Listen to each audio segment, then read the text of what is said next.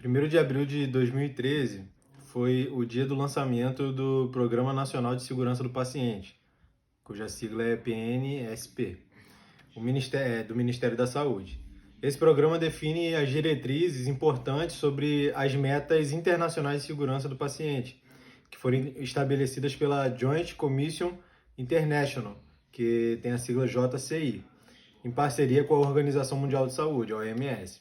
O objetivo dessas metas é promover melhorias específicas na segurança do paciente, por meio de estratégias que abordam aspectos problemáticos na assistência à saúde, apresentando soluções baseadas em evidências para esses problemas.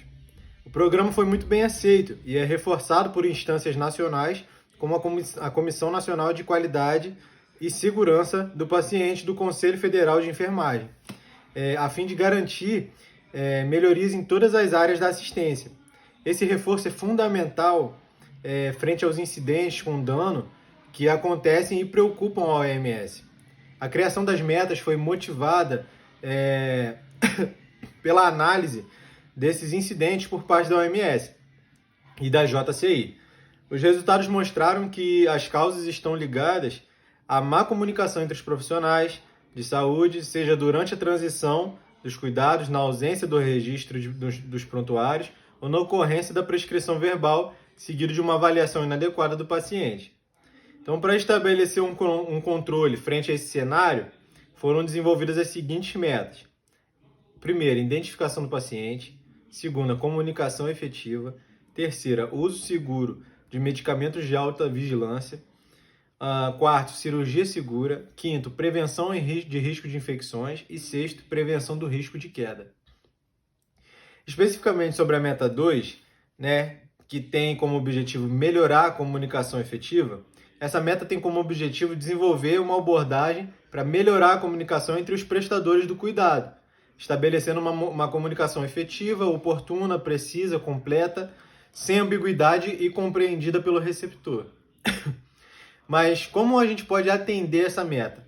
Bom, ao receber os resultados de exames críticos por telefone, por exemplo, o profissional deve escrever o que foi ouvido, ler de volta as informações anotadas para quem as transmitiu, solicitar a confirmação dessas informações e após a confirmação, o profissional precisa anotar as informações no prontuário do paciente.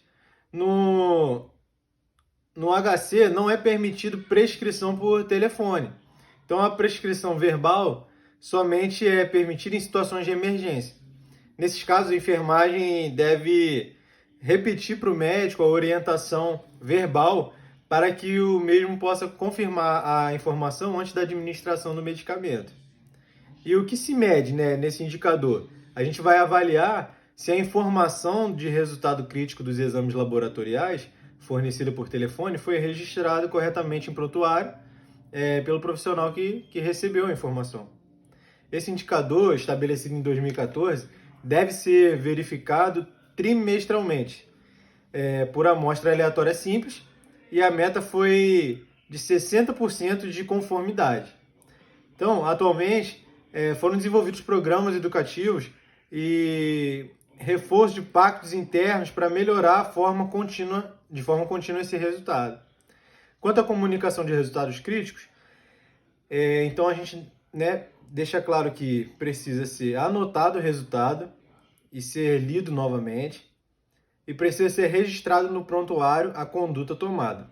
Quanto a exames remotos realizados pela enfermagem, como, por exemplo, o teste de glicemia, teste rápido de HIV e o teste de detecção da hepatite B, a gente precisa anotar os resultados e ler novamente, registrar no prontuário a conduta tomada, assim como na outra situação.